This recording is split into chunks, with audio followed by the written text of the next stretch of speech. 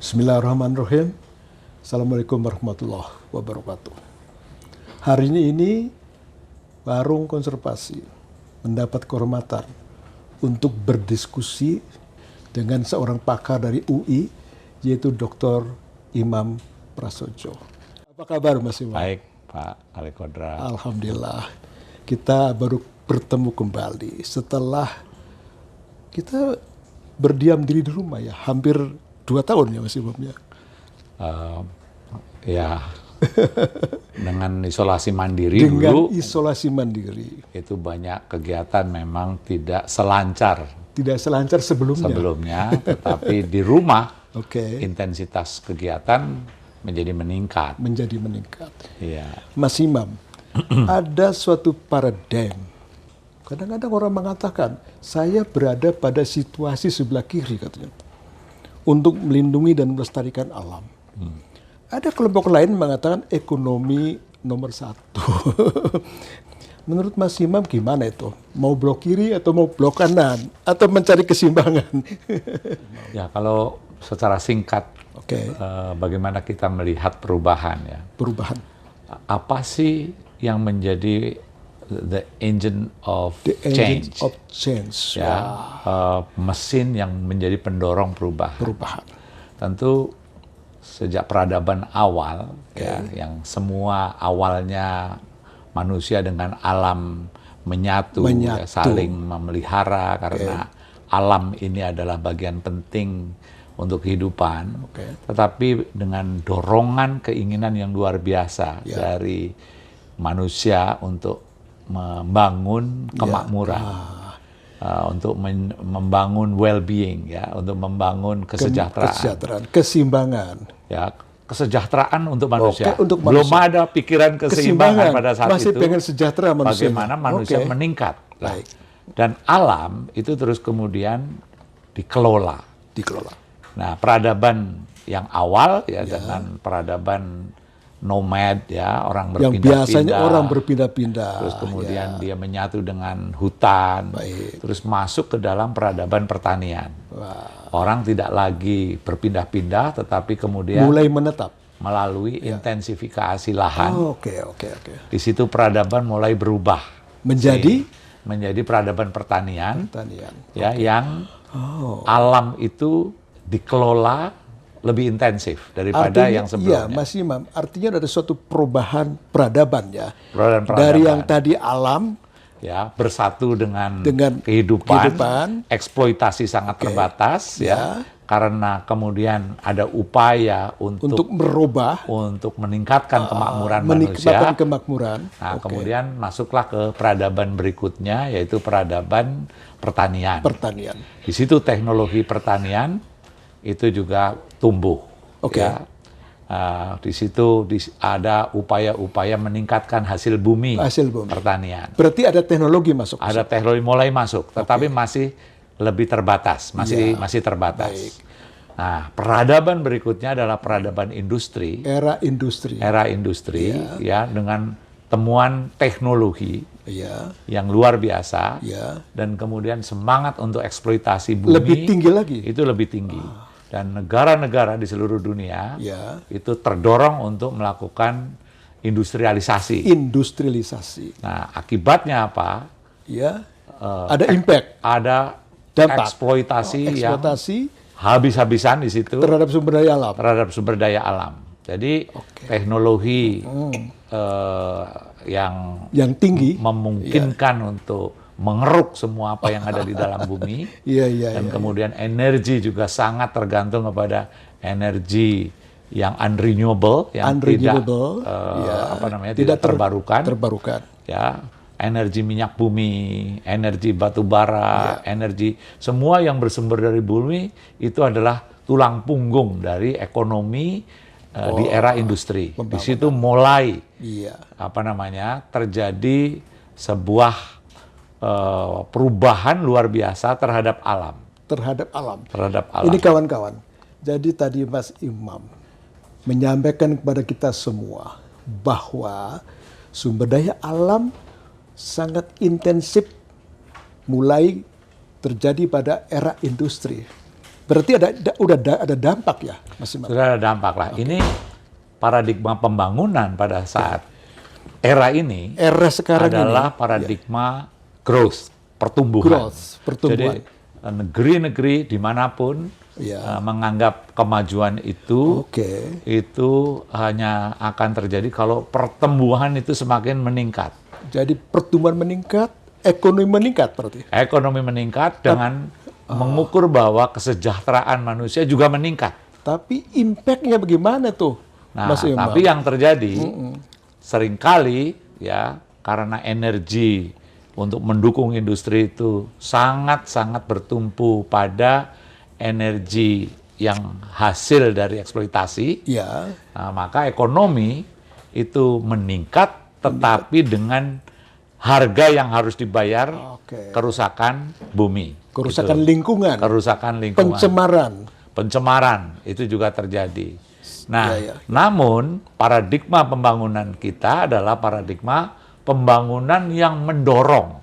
Pembangunan yang mendorong terus-menerus terjadinya pertumbuhan ekonomi. Tanpa harus mempertimbangkan kerusakan yang ada. Gitu loh.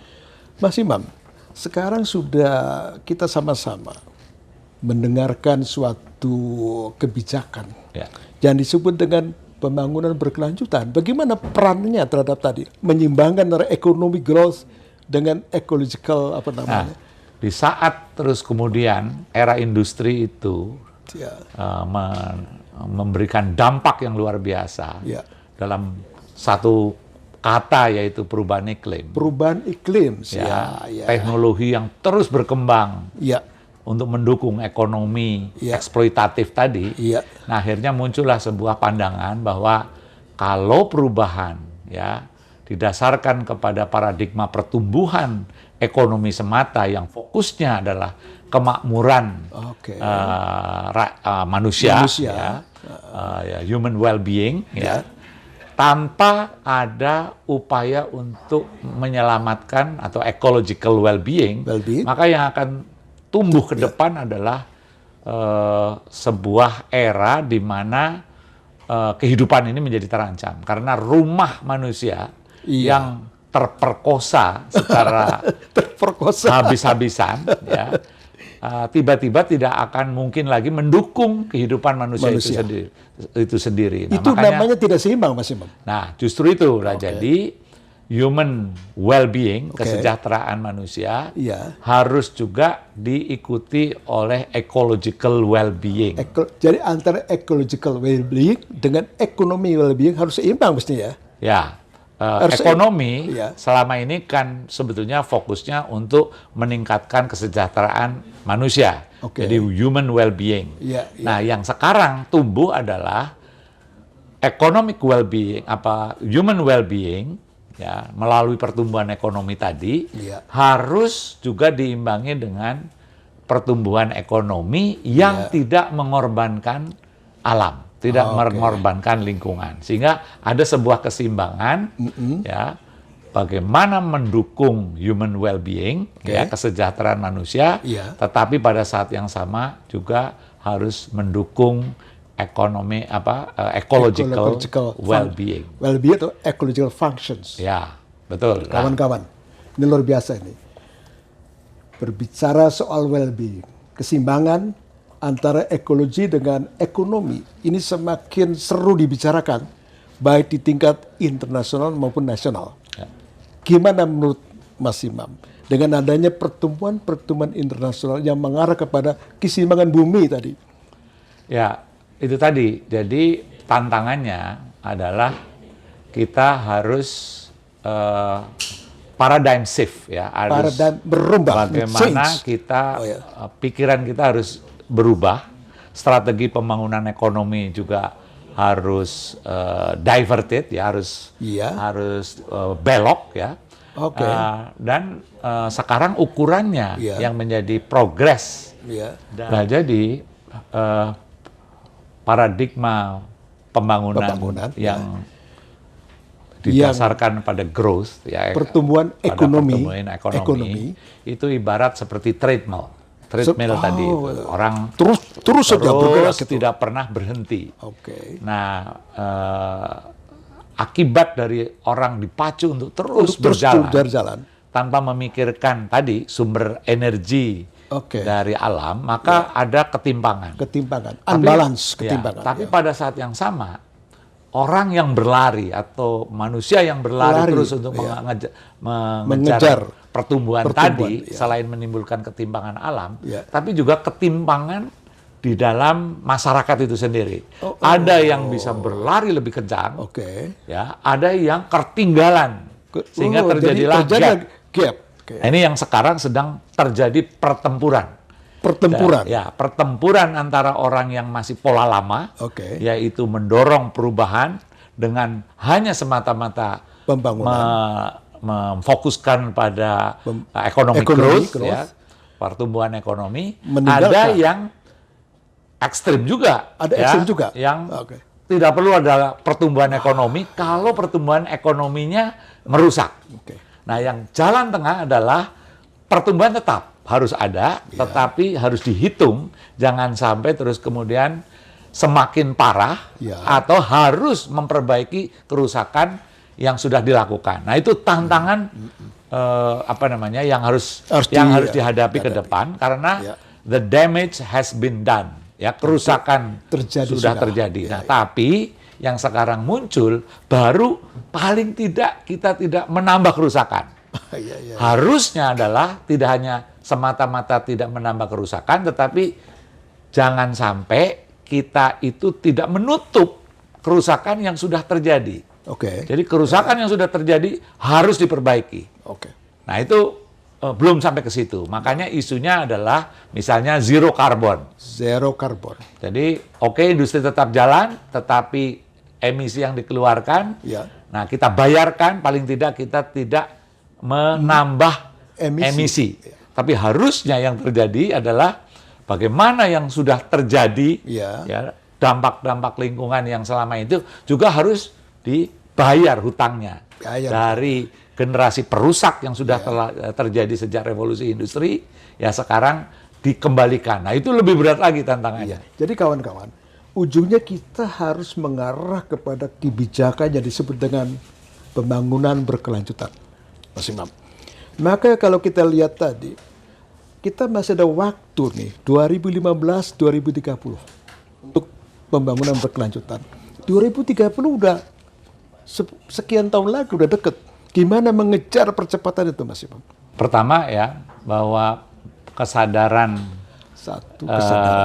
seluruh elemen di dalam masyarakat dunia, tidak hanya Indonesia, itu memang harus ditumbuhkan. Kesadaran harus ditumbuhkan. Harus ditumbuhkan. Tetapi social action atau movement untuk melakukan hal itu tentu tidak akan mudah. Karena apa? Sebenarnya lawan kita itu adalah gaya hidup kita. Lawan kita adalah gaya hidup kita. Ya.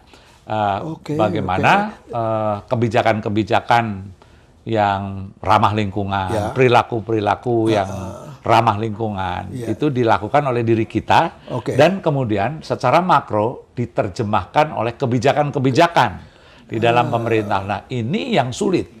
Jadi artinya kebijakan harus tumbuh dari grassroots, pemikiran-pemikiran di situ manusia.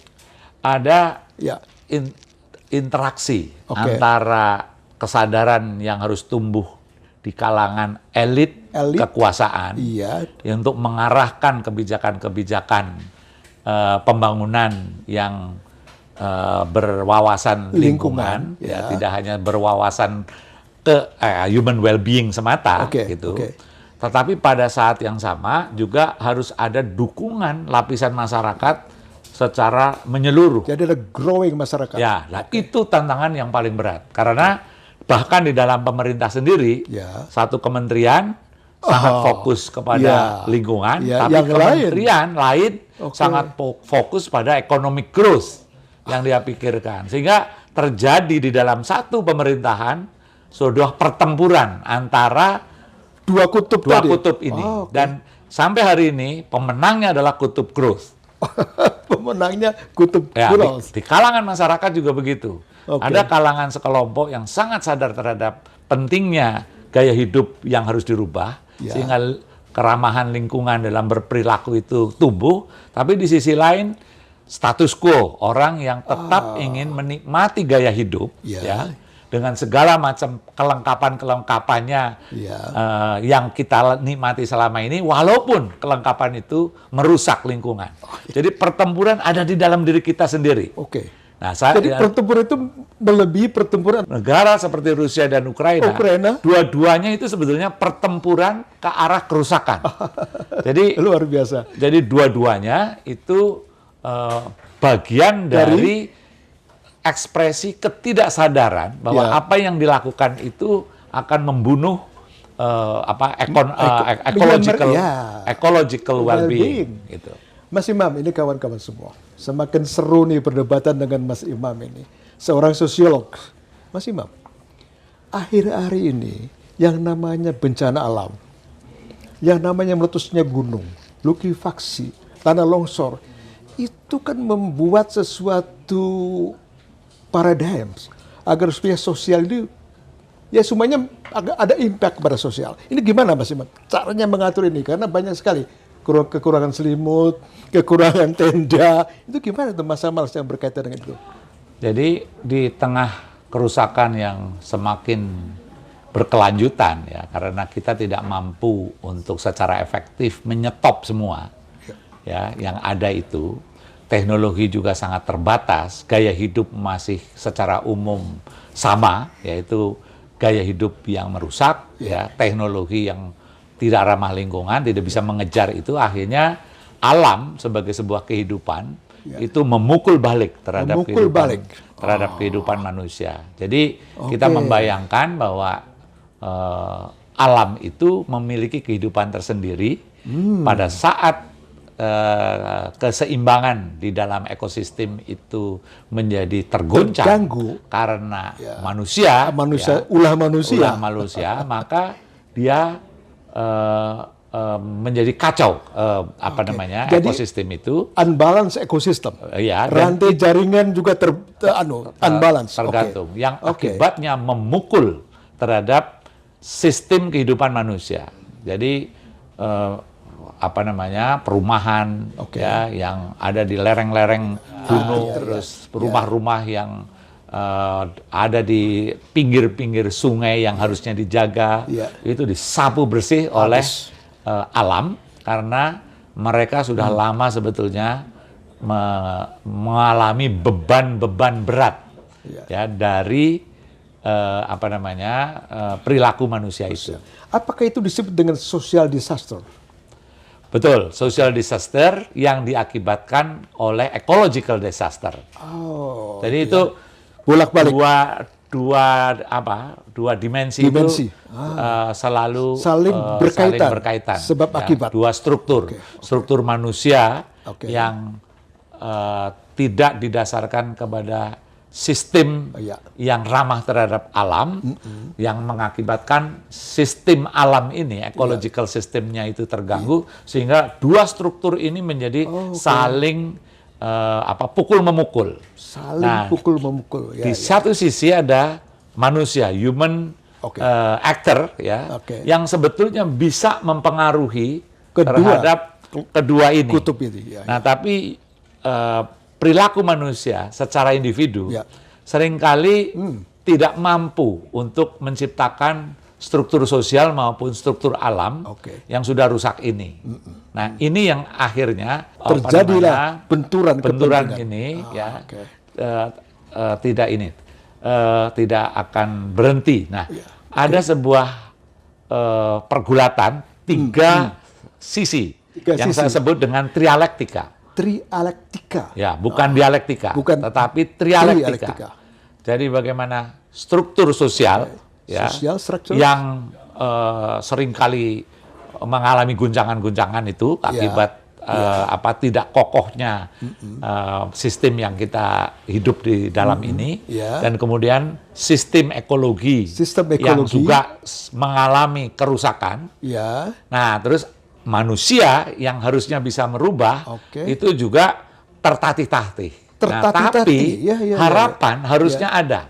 Nah, pergulatan tiga ini terus mengalami tesa, antitesa, sintesa, tesa, antitesa, terus sebuah mengalami, proses, mengalami sebuah viral yang arahnya apakah memburuk ataukah membaik, itu tergantung bagaimana perjalanan tiga kekuatan tadi. Oh, ini Mas Imam, kawan-kawan sekalian, ini luar biasa ini. Satu diskusi yang sangat hangat dan sangat menyentuh di hati kita semua. Mas Imam, jadi itu kan 3 dimensi harus bisa diatur dong. Jangan sendiri sih mengatur. Kan ada pemerintah. Gimana tuh function daripada government? Nah, government juga bukan hidup di dalam ruang hampa. Di situ ada pertarungan juga. Ada pertarungan juga. Seperti tadi gambarannya adalah bahwa ada kebijakan untuk misalnya konservasi lingkungan, untuk kelestarian alam. Harusnya juga diikuti dengan kebijakan ekonomi, apakah itu melalui Kementerian Perdagangan dan Industri yang harusnya sejalan, yaitu perdagangan yang ramah lingkungan, industri yang ramah lingkungan. Pertambangan juga ada kementerian. Pertambangan seperti apa yang harusnya dilakukan agar tidak menjadi semakin rusak. Nah, pertempuran-pertempuran di dalam diri pemerintah itu hingga hari ini pemenangnya masih yang merusak. Wow, ini pemenangnya masih yang merusak. Dan itu kelihatan bagaimana anggaran misalnya KLHK betapa kecilnya. Dibandingkan pertemuan, dibandingkan dengan misalnya itu tadi kementerian yang lain. Apakah itu perdagangan, perindustrian, energi, gitu. Dan ketidakmampuan untuk menselaraskan, mengarus utamakan sebuah ekonomi yang berdasarkan sustainability, keberlanjutan, itulah yang akhirnya KLHK menjadi ad hoc, menjadi catatan kecil di dalam sebuah gerakan. Dalam sistem pemerintahan nasional. Belum lagi business community. Business community adalah sebuah entitas lain yang di situ juga berisi aktor-aktor industri, aktor-aktor pengusaha. Yang satu sisi ada pengusaha yang mulai berpikir pentingnya usaha-usaha yang tidak mengorbankan alam, usaha-usaha atau bisnis-bisnis, praktek-praktek bisnis yang menjadi ramah lingkungan, tetap menguntungkan tetapi tidak mengorbankan. Tapi di sisi lain masih terlalu banyak aktor-aktor bisnis yang hanya memfokuskan kepada keuntungan jangka pendek untuk dirinya. Dia tidak peduli pada alam dan bahkan tidak peduli pada anak cucunya. Nah, sistem pendidikan kita sama. Kita hanya terfokus kepada capacity. Bahkan ada upaya untuk link and match, bagaimana supaya bagus itu, Mas Iman. Link and match, tapi problemnya link ke industri seperti apa, match kepada industri seperti apa. Kalau linknya kepada industri perusak, match-nya dengan kapasitas-kapasitas atau skill-skill merusak, maka ini adalah agen-agen perusak sebetulnya yang sedang diciptakan oleh dunia pendidikan. Karena tidak pernah ada paradigma pendidikan yang ramah lingkungan dibahas secara tuntas. Yang ada adalah bagaimana mendapatkan pekerjaan, bagaimana supaya menyiapkan SDM yang unggul, tetapi unggul untuk apa? Unggul untuk bisa masuk industri, dan industri adalah industri yang merusak, misalnya gitu. Sehingga sistem pendidikan kita bukan hanya ketinggalan, tetapi tidak memiliki perspektif ekosistem yang ramah lingkungan. Kalau toh ada, hanya serpihan-serpihan kecil. Tapi ada ya Mas Imam ya? Ada. Tapi masih menjadi bagian kecil yang merupakan pelengkap. Pelengkap kecil dari sebuah arus besar. Aduh ini. Mas Imam, kawan-kawan sekalian. Kita sudah membahas panjang lebar dengan sosok Imam Prasojo. Sebagai sosiolog yang terus terang aja, saya sendiri sangat bangga dengan orang muda seperti Mas Imam yang kiprahnya dalam dunia sosial itu sangat tinggi sekali. Mas Imam, mudanya sudah berambut putih. Umurnya berapa sekarang? Sudah di atas 60. Di atas 60. Masih muda ini. Ini kawan-kawan sekalian. Saya ingin melanjutkan nih. Katanya yang namanya Imam Prasojo itu sering sekali ke daerah-daerah. Jawa Barat, Jawa Tengah, mungkin juga luar Jawa. Apa yang ingin dilihat dari kondisi-kondisi itu, Mas? Saya berkeyakinan satu tadi di dalam dunia pendidikan itu harus ada upaya terobosan. Harus ada terobosan. Harus ada terobosan. Kalau pendidikan kita masih bergantung dengan sistem yang sekarang ada, yang bertumpu pada sekolah formal semata sebagai unggulan jalur kita, maka kita akan tidak mampu mengejar. Tidak mampu kejar yang tadi kita bahas. Nah, oleh karena itu, kurikulum kita yang terus-menerus sebetulnya ada upaya perbaikan, tetapi perbaikannya tidak cukup cepat menghadapi tadi tantangan kebutuhan yang ujung-ujungnya harusnya kita membangun apa yang disebut human eco happiness. Jadi human well-being disatukan dengan ecological well-being menjadi yang resultannya adalah human happiness dan ecological happiness. Itu yang tujuan kita kan? Tujuan kita. Tetapi kurikulum pendidikan kita, unit-unit usaha kita, ekosistem yang ada di dalam dunia pendidikan masyarakat kita, itu infrastruktur itu tidak tumbuh, belum tumbuh. Tidak mengejar. Belum tumbuh. Jadi kalau sudah tumbuh tapi belum mengejar. Belum mengejar. Misalnya gini. Bagaimana cara berpikir kita mendidik anak supaya anak ini punya mindset lingkungan di tengah kebutuhan untuk mendapatkan kemakmuran ekonomi. Nah, ini nggak masuk ke dalam mindset ini. Anak anak muda, generasi muda maupun contoh yang paling sederhana, tidak ada guilty feeling pada saat dia itu membuang sampah sembarangan. Tidak ada dorongan untuk bagaimana menanam pohon di saat melihat bukit-bukit gundul, gitu kan? Tidak ada dorongan untuk bagaimana caranya sungai-sungai kita itu dijaga, gitu. Itu artinya apa? Bahwa secara pendidikan individu kita belum mampu menciptakan greget, passion dari aktor-aktor anak didik ini. Itu yang pertama. Kedua, struktur sosial kita itu belum tersusun perangkat-perangkat yang secara sosial itu mampu menggerakkan tadi gerakan-gerakan masyarakat yang memakmurkan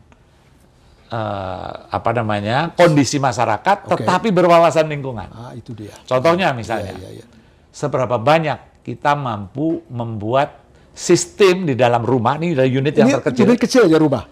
Pengolahan sampah. Seberapa banyak kita mampu membuat struktur rumah, energi. Yang tidak boros terhadap lingkungan. Gitu. Belum lagi sampai ke lingkungan kita. Tiang-tiang listrik yang ada di lingkungan kita, seberapa jauh dia itu tidak menyala di siang hari. Jadi itu semua adalah struktur masyarakat. Mas Imam, itu kan sebagai lifestyle. Justru itu. Tapi itu kan ada aktor, tetapi juga ada struktur di dalam masyarakat yang harusnya dilengkapi. Mungkin yang lebih mudah difahami begini. Kalau kita menghendaki tidak terjadi kerusakan lingkungan akibat sampah misalnya, maka di semua tempat itu ada tong-tong sampah di mana kita bisa membuat membuat orang itu mau membuang sampah pada tempatnya, tetapi juga unit-unit pengolahan sampah di tingkat komunitas, di tingkat RT, RW, segala macam. Nah, itu infrastruktur sosial yang mengarah kepada kelestarian harus dibangun. Belum ada. Belum ada malah. Belum ada. Dan kalau toh ada, masih belum punya sebuah mekanisme yang kuat untuk mendorong perilaku ke arah sana. Baik, Mas Imam. Kita kan mengenal berbagai macam percontohan masyarakat hukum adat. Ada kearifan di sana. Ya. Kearifan menjaga lingkungan. Kearifan untuk memelihara agar supaya setiap komponen biodiversity itu aman, termasuk kebakaran. Ya. Kita sudah punya modal sebenarnya ini. Bagaimana itu peranannya untuk menuju kepada kawan-kawan tadi, kawan-kawan yang ada di perkotaan dan sebagainya. Itu modal sosial di dalam peradaban yang sebelumnya. Oh. Jadi kalau masyarakat adat, ya kalau dalam pandangan saya, memang itu masyarakat yang punya mindset menjaga terhadap lingkungan dalam konteks sosial masyarakat konvensional, katakan masyarakat tradisional, atau masyarakat hunting and gatherer, misalnya. Hunting and gatherer, ya. Masyarakat yang ada pengumpul, masyarakat di dalam peradaban berburu, misalnya. Tapi begitu masuk ke dalam atau dihadap-hadapkan dengan masyarakat industri, mindset yang tadi, yang sangat menjaga alam, karena alam adalah bagian dari sumber kehidupan mereka, itu tidak akan, belum mampu paling tidak, atau bahkan selama ini tidak mampu untuk berhadapan dengan kebuasan, kebuasan para peradaban industri. Nah, harapan kita sebetulnya peradaban masyarakat jejaring yang di dalamnya ada anak-anak muda yang memahami tentang bagaimana climate change terjadi, bagaimana biodiversity itu menjadi semakin terancam. Nah, peradaban masyarakat jejaring, orang yang terdidik dengan literasi digital yang bagus, mungkin ini kelompok ini bisa menambah kekuatan wisdom dari masyarakat adat. Jadi berarti kita optimis dong dengan kondisi itu ya untuk Indonesia. Ada harapan, tetapi belum terbangun. Jadi misalnya anak muda seperti Greta Thunberg misalnya, anak-anak muda aktivis lingkungan yang kemudian mengguncang suara-suara mereka terhadap orang generasi kita, ya generasi perusak ini. Nah, mereka lah yang mungkin akan menjadi kekuatan baru menjadi di dalam era ya, itu. Tapi kalau menggantungkan hanya kepada masyarakat adat untuk berhadapan dengan kebuasan peradaban industri yang sangat perusak ini nggak akan mampu. Ya, kawan-kawan. Jadi ada sadis ini. Kebuasan. Kebuasan peradaban masyarakat modern. Ya, akan mengokupasi daripada posisi masyarakat adat tadi ya, sehingga ini gap ini semakin harus kita atur nih. Dan Mas Imam, ini kawan-kawan sekalian, bahwa kantor atau Kementerian Lingkungan Hidup dan Kehutanan rupanya juga bekerja keras sekarang. Bagaimana untuk memelihara, melindungi dan melestarikan suku-suku adat. Karena dipandang bahwa ini merupakan suatu kekuatan di bidang konservasi lingkungan. Jadi gimana tuh pandangan itu sampai misalnya kita di sini ada program Kalpataru misalnya, gimana pandangan Mas Imam? Jadi masyarakat adat itu merupakan kekuatan warisan. Tapi terseok-seok karena kekuatan itu seperti kayak sisa-sisa dari peradaban yang sekarang tumbuh dengan buas tadi. Luar biasa. Ya. Nah, tetapi ini menurut saya tidak akan mampu untuk menghadapi kebuasan itu. Menghadang kebuasan. Menghadang kebuasan, kerusakan, paradigma merusak tadi.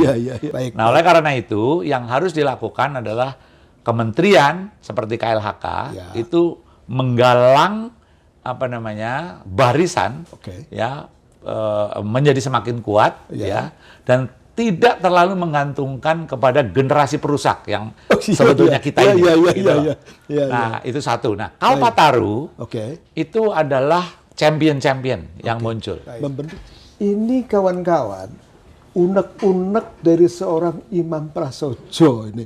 Tapi jangan-jangan unek-unek kita semua ya, jangan itu ya.